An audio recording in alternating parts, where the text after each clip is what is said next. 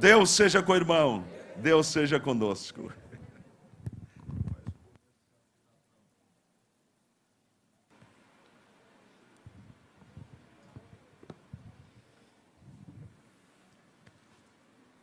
A paz do Senhor, igreja.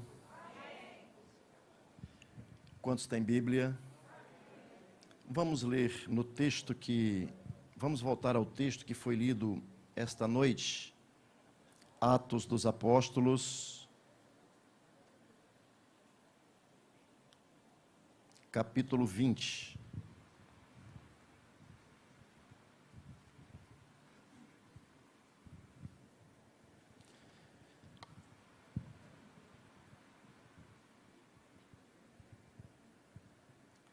Atos capítulo 20, versículo 7 diz assim: E no primeiro dia da semana, ajuntando-se os discípulos para partir o pão, Paulo, que havia de partir no dia seguinte, falava com eles e prolongou-se a prática até meia-noite. E havia muitas luzes no cenáculo onde estavam juntos. E estando um certo jovem, por nome Eutico, assentado numa janela, caiu do terceiro abaixo, tomado de um que lhe sobreveio durante e foi levantado. Paulo, porém, descendo, e disse: Não vos perturbeis, que a sua alma nele. E subindo, e partindo o pão, e comendo, ainda lhes falou largamente até a alvorada, e assim partiu. E levaram vivo o jovem, e ficaram não pouco consolados. Espírito Santo, eu te adoro e te agradeço por este privilégio de estarmos juntos nesta casa de oração, de adoração, de pão, te servindo, ó Deus, com palmas, com louvores, com as contribuições, com a nossa gratidão. Nós estamos diante do Senhor pedindo a tua ajuda para ministrar ao coração dos teus filhos, dos filhos do Eterno, nosso Pai, nesta noite. Espírito de Jesus, manifesta a graça que proveio em Cristo Jesus lá na cruz. Que a fonte esteja aberta nesta noite para cada um de nós. Eu te suplico para a glória do nome de Jesus, e todos dizem: amém. Por favor, se assente. Obrigado, pastor Marcos. Pastor Marcos, o senhor está cada dia se parecendo mais que pastor Eliseu, viu? Cada dia o irmão se parece mais que pastor Eliseu. Eu fico vendo aqui que o irmão está cheio de graça, cheio de unção, cheio de vida. Isso é bom, isso é bom. Gente, tem 6 anos que eu não vou ao Rio Grande do Norte. Já estou até tentando me adaptar a falar de novo como eles falavam lá. Não que eu tenha deixado de falar, nordestino nunca esquece totalmente, né? Mas o nordestino, principalmente na minha terrinha, nós temos a cultura lá, nós engolimos as terminações de cada palavra. Nós falamos assim, cantando, correndo, falando, comendo. Vai para onde? Para o rancho. Qual foi o almoço? Foi peixe. Então nós temos um sotaque assim, bem característico. E minha mãe já está idosa, meus irmãos têm cobrado a nossa presença. A Ana tem as irmãs dela, os irmãos também têm cobrado a presença dela. E temos um neto, né, pastor? E o neto não é conhecido de lá e também não conhece a terra. E nós juntamos tudo e criamos coragem, porque se eu não tivesse dito assim, vamos, aí temos problemas de dificuldade, tem a congregação, aí vem o Ibadig, vem as coisas, a gente não consegue sair daqui nunca. Mas nós vamos lá passar 1 mês e 3 dias. O aniversário da Ana vai ser dia 2, próximo dia 2. Nós sairemos daqui dia 6. E o aniversário do meu irmão é dia 4 de agosto. Então, no dia 9, nós saímos de lá para cá. Vamos juntar o útil com o agradável. Gente, vamos ao texto. Olhe para o texto. Você se lembra quem escreveu o livro de Atos dos Apóstolos? Alguém se lembra? Foi o doutor Lucas. Alguns acreditam que foi no período que Paulo estava preso. Então, Lucas, ele aproveita e sai e vai fazer aquele trabalho, a tese dele, vai fazer o trabalho de campo, fazer a pesquisa de campo. E aí saiu o livro de Lucas, que é de Lucas, e depois saiu o livro de Atos, que também tem é de sua autoria. Então, veja, nesse texto é muito sugestivo, e eu vou atender o pastor Eliseu e o pastor Marcos, que dizem que eu demoro muito as minhas introduções, então eu vou tentar ir o mais rápido possível.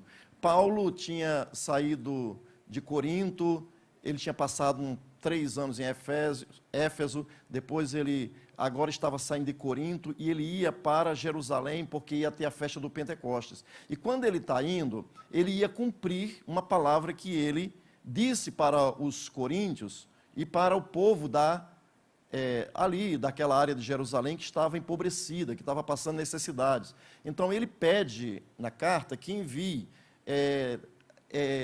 recursos para a igreja de Jerusalém que estava empobrecida. E se você olhar aqui no versículo subindo um pouquinho, ele pega ali sete varões, e aqueles 7 varões, cada um de uma localidade, de uma aldeia, dali da grega, né? E envia, e Paulo encontra-se com ele. Veja que no versículo 3 diz assim: e passando ali 3 meses, e sendo-lhes pelo judeu postas ciladas, como tivesse de navegar para a Síria, determinou voltar pela Macedônia. Então ele voltou, e acompanhando-o até a Ásia, Sópater de Bereia, e dos de Tessalônica, Aristarco e Segundo, e Gaio de Derbe, e Timóteo, e dos da Ásia, Tíquico e Trófimo. Então, esses homens, eles estavam levando, porque Paulo iria encontrar-se com ele, e isso acontece, nós encontramos isso aqui no versículo seguinte, porque diz aqui, acompanhou-os até a Ásia, e depois que acompanhou até a Ásia, diz assim, estes indo adiante, os esperaram em Troade. E é nesse texto que acontece o que nós vamos falar hoje. Então, Paulo, ele encontra-se com aqueles 7 homens em Troades, e lá eles resolveram fazer um culto. Aqui uma das características do culto da igreja primitiva é exatamente o que acontece aqui. O modelo de culto da igreja cristã primitiva era do jeito que está narrado aqui. Agora, veja, Paulo, quando acontece isso, Lucas ainda não está com eles até o versículo 4, porque Lucas está narrando na terceira pessoa do plural. Ele está narrando. Quando chega no versículo 5, olha o versículo 5. Estes, indo adiante, nos esperaram em Troade. Agora, Lucas já se inclui no texto, na narração. Então, ele já está aqui nos, né? E ele se inclui na terceira pessoa do plural. Ele se inclui aqui e ele está agora junto com aqueles 7 em Troades. Quando isso acontece, você observa aqui no versículo 6, e depois dos dias dos pães ázimos, navegamos de Filipos, e em 5 dias fomos ter com eles a Troade, onde estivemos por 7 dias. Então, o projeto ali era ficar 7 dias, e aconteceu exatamente isso. Eles ficaram 7 dias aonde? Em Troade. Agora, olha para o versículo 7. No versículo 7, você encontra isso, e no primeiro dia da semana, porque diz anterior que eles iam comer pão. O costume da igreja primitiva, irmão, é uma cópia do que Jesus fazia com os discípulos. Por isso que crente gosta de se reunir para comer, pastor. Porque crente gosta de se parecer com Jesus. Foi Jesus que deixou o exemplo. Quando você olha para o Antigo Testamento, toda vez que se reunia, eles sentavam e comiam. Quando ia fazer uma aliança, eita Deus, vai ter resposta. Quando o povo do Antigo Testamento ia fazer uma aliança, eles sentavam-se, partiam o pão, eles comiam e ali eles faziam uma aliança. Sempre tinha o partir do pão. E aqui nós encontramos nesse texto, mais uma vez, nós encontramos aqui partindo o pão. O propósito do culto ali, alguns dizem que existia a festa do ágape, que era uma festa de comunhão, mas existia o partir do pão na ceia do Senhor. Mas nós observamos aqui, e no primeiro dia, e aqui também tem outra citação interessante. Porque que dia Jesus ressuscitou? No terceiro dia, e era o primeiro dia da semana, amém?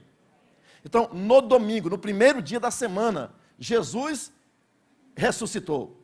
No primeiro dia da semana, Jesus ressuscitou. Quando nós olhamos para esse versículo, diz aqui mais uma vez, e no primeiro dia da semana. Então, não era mais no sábado, porque o sábado é uma instituição do Antigo Testamento para os judeus. Basta você olhar em Êxodo, você olha Êxodo capítulo 20, você olha Êxodo capítulo 31, 16, você começa o versículo 3 em diante. Entre mim e os filhos de Israel será um sinal para sempre. Mas quando Jesus ressuscita, ele ressuscita quando? No terceiro, no segundo, no sábado ou no primeiro?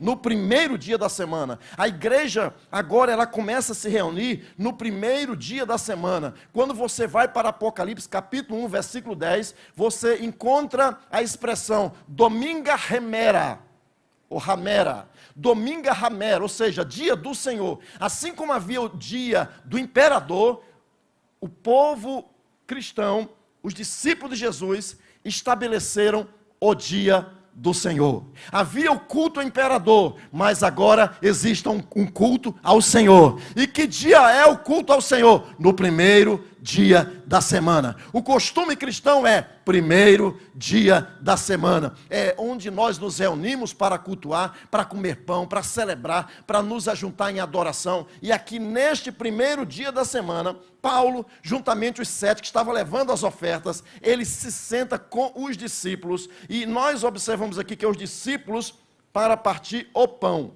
Paulo, que havia de partir no dia seguinte, estava com eles, ou seja, falava com eles, pregava a palavra, ensinava a palavra, debatia ou conversava, articulava, e estava ali a palavra. Eles estavam em volta do... Ninguém arrisca? Isso aqui é o que, irmãos?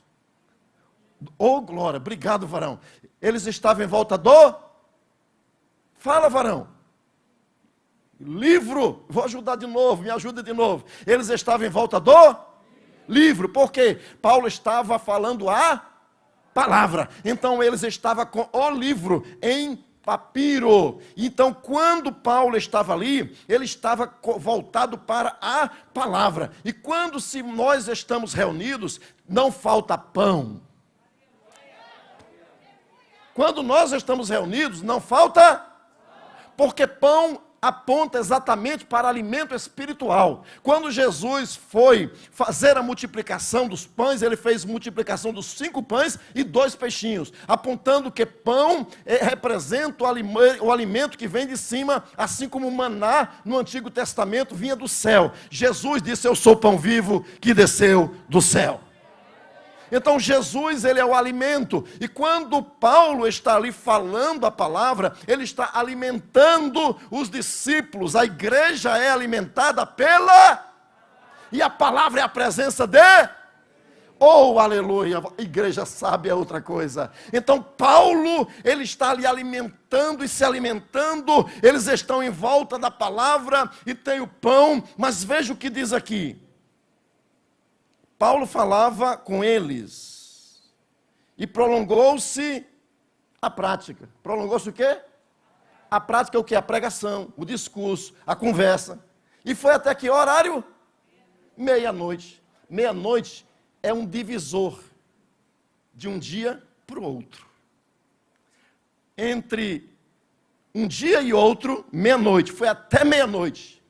Aí o que acontece? Meia-noite. Olha para o versículo. E havia muitas luzes no cenáculo onde estavam reunidos. Havia palavra, havia pão. Havia igreja. A igreja estava ali reunida, em torno da palavra. Mas também havia muitas. Aonde? No cenáculo. Eita Jesus. Irmãos, onde tem palavra, tem pão. Onde tem palavra, tem luzes. Onde tem palavra, está a igreja. Onde tem palavra, estão os salvos. Onde tem palavra, tem vida. Onde tem palavra, tem ação de Deus. Onde tem palavra, tem gente que está interessada para a salvação de Deus acontecer. Aleluia. Agora veja o que aconteceu. Havia muitas luzes no cenáculo. E eu achei interessante, porque diz aqui no cenáculo. E aparece algumas vezes cenáculo no Novo Testamento. E o que é cenáculo? Cenáculo é um ambiente, é um canto, um aposento de se reunir, de comer, onde as pessoas se reúnem para falar, para conversar. Inclusive, Jesus, quando ele estava para celebrar a última ceia, ele disse, lá em Marcos e lá em Lucas, está escrito também, que perguntaram, mestre, onde é que o senhor quer que nós possamos preparar a ceia? A Jesus, você vai entrar na cidade. E lá, isso aqui, quem gosta de pregar, pastor, isso aqui é show. Porque eu estava lendo hoje, à tardezinha, esse texto, e diz assim, um homem com cântaro vai te encontrar em Marcos, e vocês vão segui-lo. Mas quando chega em Lucas, diz assim que eles avistariam um homem com um cântico e eles seguiriam. Isso aqui aponta para o Espírito Santo, para o Eliezer espiritual. O Espírito Santo, ou seja, aquele homem tem um cântaro, aquele homem tem água, aquele homem está carregando algo que está dentro daquele cântaro, e você só pode seguir quem tem água, você só pode seguir quem está com cântaro, você só pode seguir alguém que está te levando a um lugar seguro que Jesus quer que você chegue. Mas veja, ele deveria seguir o homem com cântaro, mas ele não sabia que aquele homem iria encontrá-lo. Antes de você achar Jesus, nós apenas pensamos que encontramos com Cristo. Mas acontece que foi Cristo que nos achou. O homem com cântaro achou aqueles 2 discípulos. Mas eles, em Lucas, estavam seguindo o homem com cântaro. Às vezes nós pensamos que nós é que, por nossa vontade, nos entregamos para Jesus, aceitamos a Jesus, obedecemos a Jesus, mas acontece que o homem com cântaro é que nos achou. E quando eu vi isso, irmãos, eu percebi o seguinte, eu vou aqui citar 3 cenáculos. O cenáculo da ceia. No cenáculo da ceia tem comunhão. No cenáculo da ceia tem ensino. No cenáculo da ceia tem a última visão dos discípulos reunidos com Jesus. No cenáculo tem unidade. No cenáculo tem perdão. No cenáculo está Jesus reunido com os 12. Nós encontramos uma visão de unidade, uma plenitude. 12 mais 1, 13. Está ali Jesus com seus discípulos. Se você está no cenáculo com Jesus, você está na unidade de Deus. Mas temos o segundo cenáculo, porque Jesus, ele é traído, Judas está ali no cenáculo, ele sai, e Jesus diz assim, olha, um de vós me há de trair. E de repente diz, mestre, João chega assim, Pedro faz sinal para João, que era o discípulo amado, aí ele diz, pergunta para quem é que vai trair? Aí ele encosta a cabeça assim no peito de Jesus, mestre, dize-nos quem é que vai te trair. Aí Jesus olha assim, não contou para ninguém, mas aquele que estava com a cabeça no peito de Jesus, não tinha cargo, não tinha como Judas, não tinha bolsa como Judas, não tinha responsabilidade como Judas, mas estava com a cabeça no peito de Jesus. E disse assim, eu vou dar só a senha, eu não vou dar o nome, mas vou dar a senha. Aquele que eu der o bocado molhado. Quando deu o bocado molhado, aí Judas pergunta: por acaso sou eu, Senhor? O que tens a fazer, faz-o logo. Sai o traidor, ele termina de celebrar o momento de comunhão, porque o momento de comunhão não é para traidor.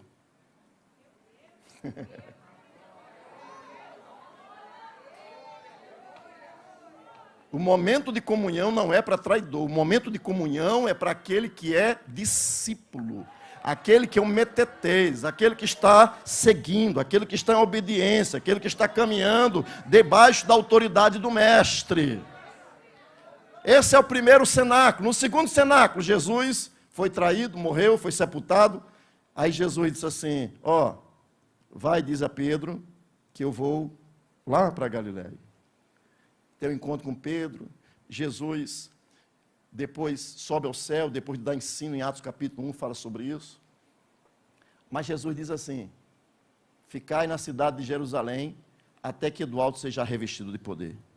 E eles, olha para o versículo 13 do capítulo 1 de Atos. Olha o que diz aqui. Atos capítulo 1, versículo 13. Vou ler a partir do versículo 12. Então voltaram para Jerusalém, no monte chamado das Oliveiras, o qual está perto de Jerusalém, a distância do caminho de um sábado. E, entrando, subiram ao... O cenáculo é um lugar alto. Isso aqui você entendeu? Subindo aonde? Subindo ao onde habitava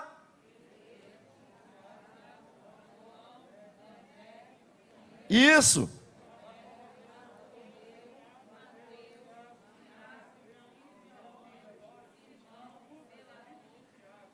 Obrigado, irmãos. Agora veja que coisa interessante que o Espírito Santo está falando comigo aqui.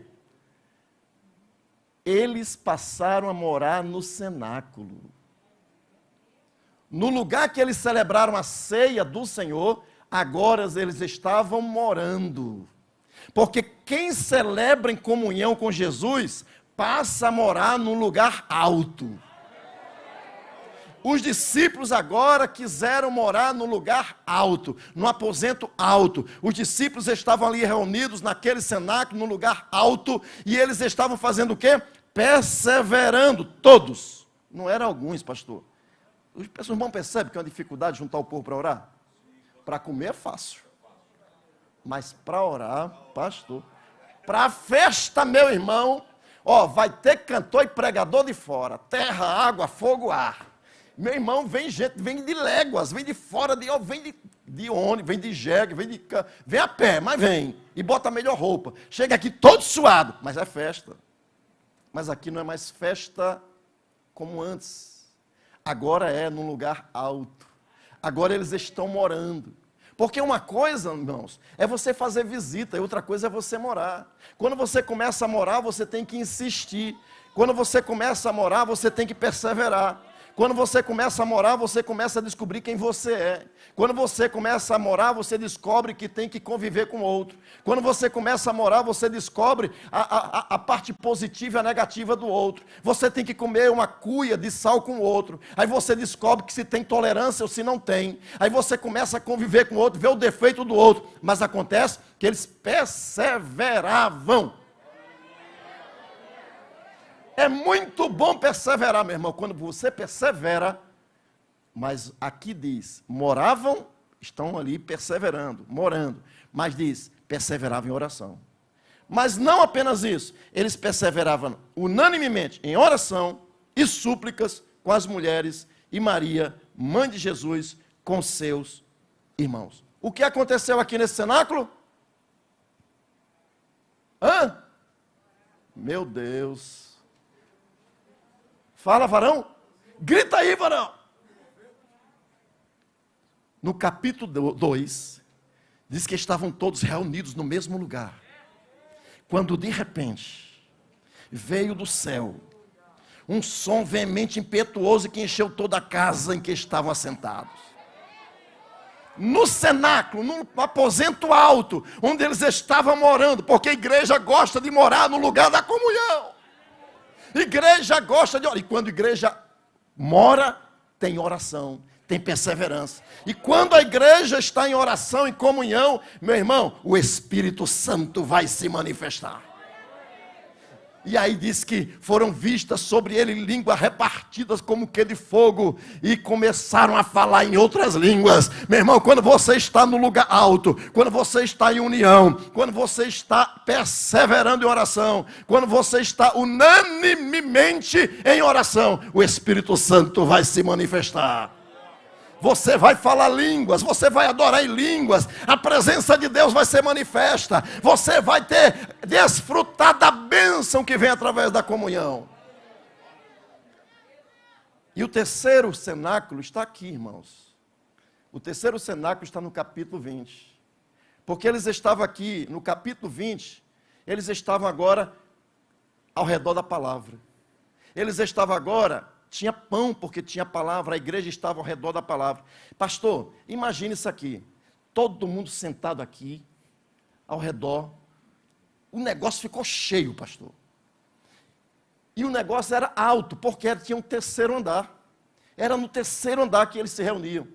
E tinha um jovem chamado Eutico. Você sabe o que quer dizer Eutico? Eu fui ver no dicionário de Strong. Eutico quer dizer afortunado. Isso é sugestivo. E Eutico, sendo um afortunado... Já imaginou o cara dizer: pastor Wilson, o senhor agora não é mais o Wilson, o senhor agora é afortunado. Afortunado é que tem fortuna. Afortunado é que tem tesouros. Afortunado é que tem um volume grande de tesouro, de dinheiro, como diz lá de bufufa. Então, o crente é um afortunado. Oh, você não está entendendo não, meu irmão. Meu irmão, redobre a sua atenção, porque Eutico era um afortunado. O nome dele diz que ele era afortunado. Quando ele nasceu, o pai olhou e disse assim: você é um afortunado. Eu não sei se ele tinha uma grande herança, mas eu sei que a igreja tem a herança. Eu sei que a igreja é rica, a igreja tem o maior tesouro, a igreja é afortunada, e nós estamos representados também no Eutico, porque ele era um jovem que estava ali no meio dos crentes, mas de repente ele começa a se afastar. Ele começou a se afastar de quê? Da palavra, porque havia palavra. Ele começa a se afastar do pão, ele começa a se afastar do lugar do ajuntamento, ele começa a se afastar do lugar da comunhão. Ele olha para os discípulos reunidos, mas ele vai se afastando, ele vai se afastando, ele vai se afastando, e ele fica onde? Ele escolhe um lugar na janela, na divisão, na fronteira. Um afortunado na fronteira. Essa é a mensagem, o nome da mensagem. Um afortunado na fronteira. Olha aí que coisa linda. Afortunado, mas na fronteira. Tem gente, irmão, que é afortunado. Tem gente que é rico de Deus, que é rico de paz, que é rico da Bíblia, que é rico do céu, que é rico do Espírito. É afortunado de Deus, porque faz parte da igreja. Mas tem uma coisa, está na divisão. Está na fronteira. E quem está na fronteira está em perigo, porque não está fora nem está dentro. E Eutico, ele estava ali naquele lugar, quem sabe cansado do trabalho, assim como existem muitos crentes que estão cansados do dia a dia, crentes que estão cansados dos seus afazeres. Ah, pastor, ô irmã Aline, olha, me lembra agora da senhora, carregar, trabalhar, orar, conduzir essas irmãs, e é todo dia, e aí vem o cansaço, a fadiga. Aí, pastora Conceição, e a fadiga vem, pastor de congregação, a fadiga vem, o problema é você todo dia. Aí chega na hora do culto, a gente vai devagarinho, se afastando da palavra, se afastando do pão, se afastando das luzes, da claridão, da iluminação, e vamos bater aonde? Na fronteira, na janela. Porque quem sabe ali tem uma brisazinha, porque lá dentro tinha luzes, tinha fumaça, tinha calor, porque onde a igreja está, meu irmão, tem calor, onde a igreja tem, meu irmão, tem a fumaça da glória, onde a igreja está, meu irmão, tem a presença de Deus. Mas o afortunado estava onde? Na divisão, na janela. Ele estava ali sobre a janela. E não era de vidro, não, tá? Não existia vidro naquela desse jeito que a gente pensa que não. E ele estava onde? Na divisa. Tinha hora que ele olhava para dentro e via Paulo. Tinha hora que ele olhava para dentro e ouvia Paulo. Ele olhava para dentro e via as luzes. Olhava para dentro e via os irmãos comendo pão. Mas ele olhava para fora, ele olhava as luzes do porto. Ele olhava as luzes da cidade. Ele olhava e ficava transitando entre dois pensamentos. Porque no momento ele está olhando para dentro e no momento ele está olhando para fora. A igreja muitas vezes é desse jeito. Às vezes nós estamos embevecidos pela palavra, pela luz, pelo pão, pelo calor, pelo ardor da presença, pelas luzes espirituais. Aí quando de repente nós olhamos para fora e começamos a ficar com nossa mente um pouco turva e começamos a cochilar e de repente, bum, caiu. Nós tivemos um ator aqui da última vez que eu preguei. O senhor está disposto a cair no chão aqui? Vem cá, varão. Vem cá, corre aqui, me ajuda. Não, aqui é limpo aqui. Olha isso aqui. O lugar mais limpo da Ilha do Governador é esse templo aqui, rapaz. É limpo. Fica aqui na fronteira, meu filho. Me ajude. Sentadinho aqui. Isso. Aí, mas o senhor está muito chique, né, rapaz? Eu vou fazer esse papel com o senhor. Ainda bem que o senhor é guerreiro, rapaz. De repente, cochilou e caiu. Aí alguém... Morreu, fica aí, varão. Fica aí. Eutico está caído no chão. Aí alguém olhou e disse, o afortunado caiu. Pastor Marco, o afortunado caiu. Corre aqui. Aí de repente, cadê a igreja? Vem cá, ajuda aqui, varão.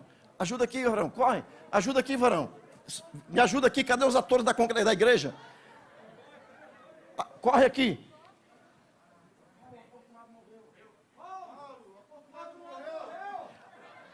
Sabe quem detectou que o afortunado morreu? Foi o doutor Lucas que estava com ele.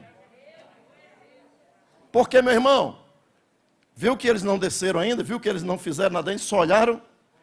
As pessoas estão assim, olhando para o que está caído. Meu irmão, as pessoas estão assim, dentro da igreja, olhando para os caídos. E ninguém faz nada. Mas teve alguém que viu. E teve alguém que gritou, Paulo, afortunado morreu! E aí o que é que Paulo faz? Junta com o grupo de irmãos, aqueles 7 varões, olha como é sugestivo, carregando o quê? A bagagem, o tesouro que ia levar para a igreja que estava em Jerusalém passando necessidade. Aí de repente, quando isso acontece, Paulo desce.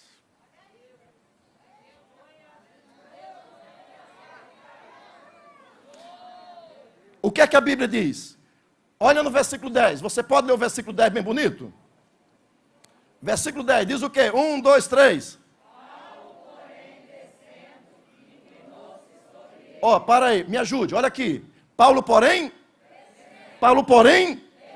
Isso também é sugestivo. Porque, meu irmão, se você não descer onde está o caído, nada vai acontecer. Paulo, ele estava ministrando a palavra. E quem ministra a palavra tem luz. Quem ministra a palavra tem unção. Quem ministra a palavra tem autoridade. Quem ministra a palavra tem vida. E Paulo que tinha a luz do céu, Paulo que tinha o entendimento do céu, Paulo que tinha a ciência do céu, Paulo que tinha a visão celestial, ele desceu. Eu e você precisamos aprender a descer. Paulo desceu e fez o quê? Fala, meu irmão, 1, 2, 3. Paulo descendo, inclinou-se. Olha o que Paulo fez. Paulo teve que descer e Paulo teve que se inclinar. Quando Paulo se inclinou, você acha que só se inclinar é suficiente? Meu irmão, a igreja que não desce, não vê vidas serem restauradas. A igreja que não desce como Paulo é porque perdeu a visão.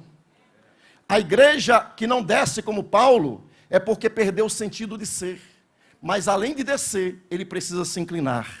Parece que eu estou vendo Paulo se inclinando como se fazendo uma oração. Onde existe igreja, existe inclinação. Onde existe igreja, existe oração. Onde existe igreja, existe pessoa solidária. Paulo foi solidário. Eu e você precisamos aprender a ser solidário. Então Paulo, ele desceu e se inclinou. E o que é que diz depois?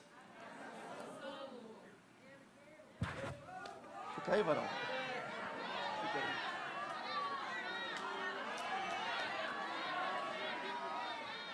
Paulo se inclinou e ele Quando Paulo abraçou, o calor, a vida, a autoridade, o poder de Cristo que estava em Paulo, entrou na vida do morto, do afortunado que estava morto. E quando entrou, Paulo disse o quê? Palavra de esperança, pastor. Acalmou. Porque quando Paulo disse isso, não vos perturbeis, Paulo está acalmando os discípulos. Meu irmão, tem muita gente agitada, tem muita gente que falando besteira, mas precisamos de Paulos, que está se descendo, se inclinando e abraçando. Você sabia que o abraço cura? Um abraço pode curar. As pessoas estão mortas, mas um abraço pode curar. Você precisa abraçar um abraço espiritual daquele que está morto. E Paulo diz, depois de dizer isso, ele fala o quê? Não vos perturbeis. Ele estava morto, foi detectado pelo doutor Lucas. Mas vem o doutor Paulo, desce, se inclina, abraça, transmite a vida, e agora ele diz, sua alma está nele. O que é que ele precisa agora? E aí, vê o que é que diz o versículo agora.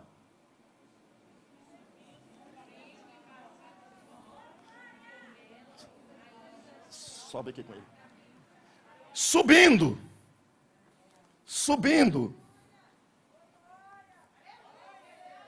Senta aqui, por favor. Fica aqui, por favor. Subindo. Deixou ele aonde? No lugar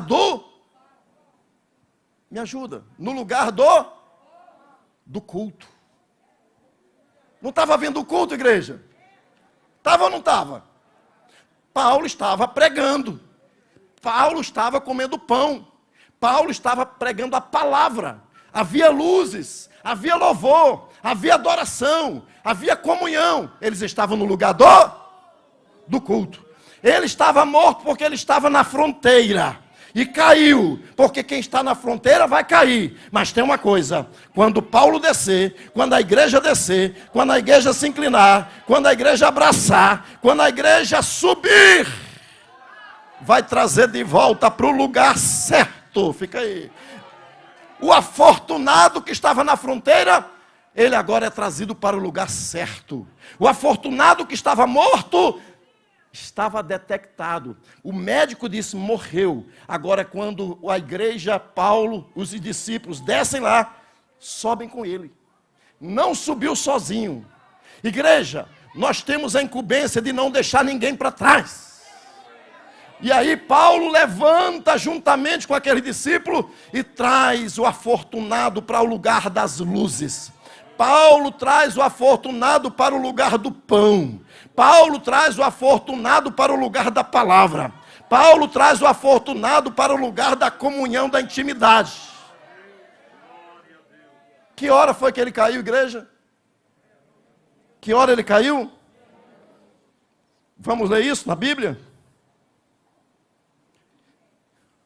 Olha, irmãos, eu tinha anotado um monte de coisa aqui, eu nem só peguei o versículo.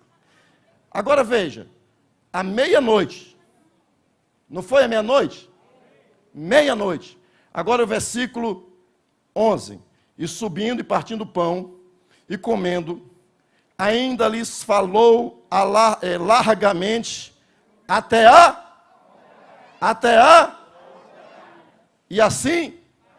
Agora que coisa interessante. Aquele jovem não estava conseguindo ouvir palavra. Aquele jovem, e eu estava lendo, eu vi um dicionário, um comentário, não me lembro quem foi, que alguém disse, não sei se foi o Wesby, disse que aquele jovem deveria ter em torno de 14 anos. Aquele jovem estava na fronteira, porque ele não estava suportando estar ali. Isso aqui sou eu que estou concluindo. Ele não estava suportando o lugar do culto. Então ele foi se afastando. Ele não estava suportando o lugar da palavra, o lugar das luzes, o lugar do calor, o lugar da fumaça. Está lembrado do Santo dos Santos? Fumaça. No Santo dos Santos. Então, quando ele não está mais ali resistindo isso, ele se afasta. Meia-noite, o homem dorme. Pá! Caiu. Mas quando ele é restaurado ao lugar do culto, ele volta com vida. Meu irmão, só quem tem vida gosta de palavra. Só quem tem vida gosta de adorar. Só quem tem vida gosta de pão espiritual. Só quem tem vida está no meio das luzes. Só quem tem vida gosta de estar em comunhão. Aleluia. Agora veja aqui, ó. Agora veja aqui no finalzinho. Versículo 11. Ele que caiu à meia-noite foi ressuscitado e levado para o lugar do culto. E ele ficou até ouvindo a palavra até que horas? Olha o que diz o texto. Largamente. Até a alvorada, meu irmão. É quando o sol começa a aparecer. Vamos dizer aí, 6 horas da manhã? Largamente. Se caiu meia-noite, Paulo trouxe para cima, subiu com ele, porque o segredo é subir, meu irmão. Para você subir, primeiro, a igreja tem que descer. Para o caído, para o morto subir, primeiro tem que se inclinar. Para o morto ser levado para cima, tem que se abraçar, tem que se levantar, e tem que ter palavra de esperança, de fé. Quando levanta o morto e traz para o culto, agora o afortunado está no lugar certo. O afortunado vai ouvir a palavra largamente. Você que não tem mais prazer na palavra é porque está morrendo como Eutico. Mas você é um afortunado. Mas tem uma coisa, você está no lugar do culto e o Espírito Santo, ele vai tratar contigo. Você está no lugar das luzes, você está no lugar da fumaça, da glória. Você está no lugar, meu irmão, onde tem o ardor, o calor. Você está no claro, você não está mais no escuro. E quando subiu e se assentou no meio, no lugar certo, agora veja, ficou até a alvorada, passou a ter prazer nas coisas espirituais. Obrigado, irmãos. E aqui eu concluo. E levaram vivo o jovem, e ficaram com ele, e ficaram não poucos, veja o versículo 12, e levaram vivo o, e ficaram não pouco, meu irmão, sabe o que eu aprendo aqui? É que quando o Espírito Santo faz a obra dele, quando nós somos instrumentos de Deus, quando Deus aparece, traz consolo para a igreja. O consolo da igreja é exatamente quando nós vemos perdidos serem levantados do pecado, da morte. Aí eu olho para Efésios capítulo 2, e vos vivificou juntamente com Cristo, e nos deu vida, porque pela graça sois salvos, mediante a fé. Isso não vem de vós, é dom de Deus, não vem de obras para que ninguém se glorie, porque nós somos feitura sua, criados em Cristo Jesus para as boas obras, as quais Deus preparou para que andássemos nela. Agora você é nova criatura, agora você está vivendo no lugar certo, você é abençoado no lugar certo, e não mais um afortunado na fronteira. Que Deus vos abençoe em Cristo Jesus.